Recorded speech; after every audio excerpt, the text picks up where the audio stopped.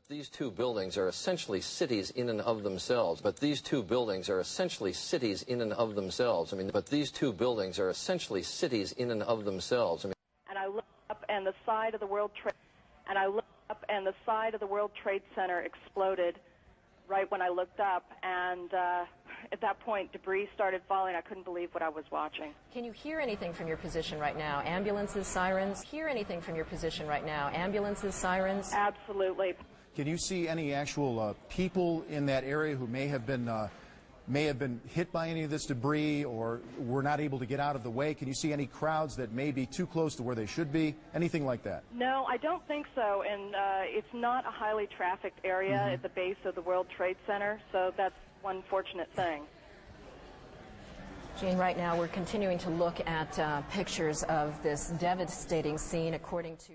It appeared to bank sharply and smash directly, perhaps purposefully. If she's able to hear me, Hillary. I gotta go. They're pulling him away. And let me tell you what's happening. They're pulling him away. They're taking away Lieutenant Sam Esposito, who just was knocked to the officer down.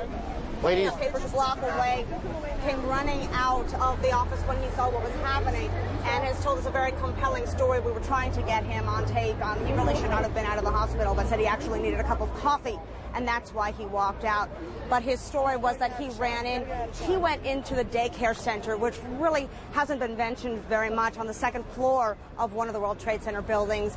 And the good news, he said, was there was nobody in that center, but he made his way up. He pulled people out with him as they resisted, and then there was an explosion. He said car exploding outside, knocked him unconscious, and he was rescued himself by a firefighter brought here to... Appearing to fall away from the rest of the building. Can we go to the tape now? Here we go, right here. This is, I mean, when you look at it, the building has collapsed.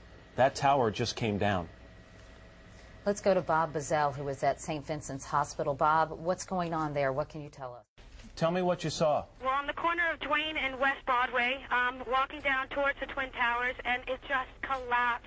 It looked like it looks sort of like the building just demolished. Smoke, clouds, smoke, clouds of smoke everywhere. Towers, Minna? Yes, hi, Matt. Tell me what you saw. Well, on the corner of Duane and West Broadway, walking down towards the Twin Towers, and it just collapsed.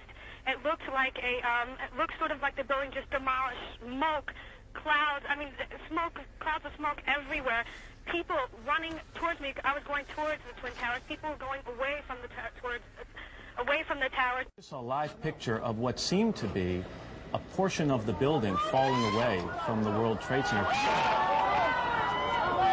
I saw a live picture of what seemed to be a portion of the building falling away from the World Trade Center.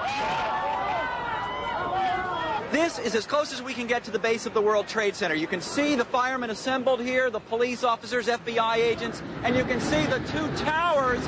A huge explosion now raining debris on all of us. We better get out of the way. Even just on a plain windy day, that this material blew through in a way that was really unimaginable.